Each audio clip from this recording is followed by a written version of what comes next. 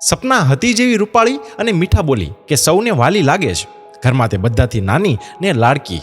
નિશાળે જાય ત્યારે મમ્મી રોજ તેને પૂછીને મનગમતો નાસ્તો તૈયાર કરી આપે. લેશન કરવા બેઠી હોય ત્યારે મમ્મી એકાદ વાર પાણી પણ પાઈ જાય. ક્યાંક લગ્ન પ્રસંગે જવાનું થાય ત્યારે તો મમ્મી એની એવી સજાવટ કરે કે જોનાર દંગ રહી જાય. પપ્પાને ધંધાના કામે બીજા શહેરમાં જવાનું થાય ને ત્યારે તેના થેલામાં સપના માટે કંઈક ને કંઈક નવું આવ્યું જ હોય. હવે સપના કોલેજમાં છે, પણ લાડ તો એવા ને એવા જ. ક્યારેક રાતે ઊંઘ ન આવે ને તો બૂમ મારે કે મમ્મી મને ઊંઘ અવડાવી દો ને. પછી તો મમ્મી એની પાસે બેસી અને એના વાસામાં હાથ ફેરવે. ઊંઘ આવી જાય ત્યારે હળવેકથી ચાદર ઓઢાડી પોતે સુવા ચાલી જાય. ક્યારેક દાદી થોડો ગુસ્સો પણ કરે કે તું હવે આવા લાડ ના કરાવે ને, સપના હવે નાની નથી, ઘરનું કંઈક કામ શીખવ, સાસરે જશે ત્યાં એનું શું થશે. મમ્મી હસીને કહે કે બા, ત્યાં એને હાથ ફેરવનારી મમ્મી ક્યાં મળવાની છે ને, હવે તો એ અહીં કેટલા વર્ષ રહેશે. આપણી સપના હોશિયાર પણ છે ને, ઘરના કામ તો માથે આવશે ને ત્યારે શીખી જ જશે. પછી તો છેલ્લા વર્ષની પરીક્ષા પૂરી થઈ ગઈ અને સપના જાતે જ રસોઈ અને બીજું ઘરકામ શીખવા માંડી. મમ્મીએ હસતા હસતા કહ્યું કે બા જુઓ, સપના સાસરે જવાની તૈયારીમાં બધું જ શીખવા માંડી છે. સપના ક્યારેક બેનપણીઓને ઘરે પણ જતી.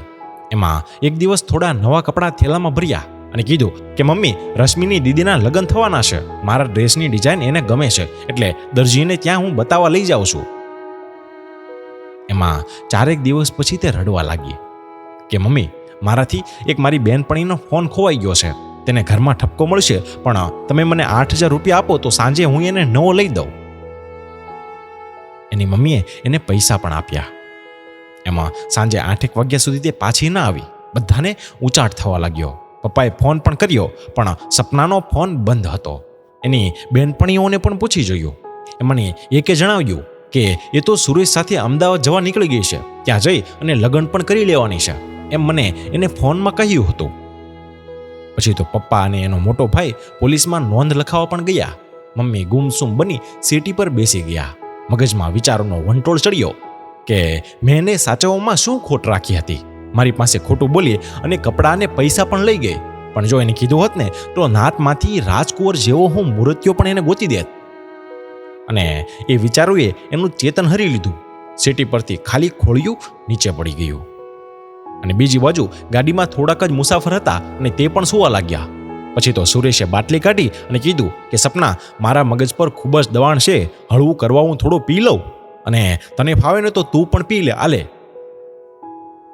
દારૂ પીને એણે છેડછાડ ચાલુ કરી. સપનાએ સમજાવ્યો પણ અટક્યો નહીં. સપના સમજી ગઈ કે પોતે હવે છેતરાઈ ગઈ છે. જેમ તેમ કરીને મોટું સ્ટેશન આવ્યું ત્યાં છાની માનીએ ઉતરી ગઈ. વળતી ગાડીમાં પાછી આવી અને સવારના 8 વાગી ગયા હતા. ઘરે આવીને જોયું ને તો ઘર પાસે માણસો ખૂબ જ ભેગા થયા હતા. મનમાં ફાળ પડી ગઈ અને દોડીને ઘરમાં ગઈને તો મમ્મીની નનામી બંધાઈ ગઈ હતી. તેને રડતા રડતા દિવાલમાં માથું પછાડ્યું, પણ એના વાંસામાં હાથ ફેરવનાર હવે કોઈ ન હતું. તો મિત્રો, આ સરસ વાતના લખનાર જયંતીલાલ ચૌહાણ છે. ધન્યવાદ.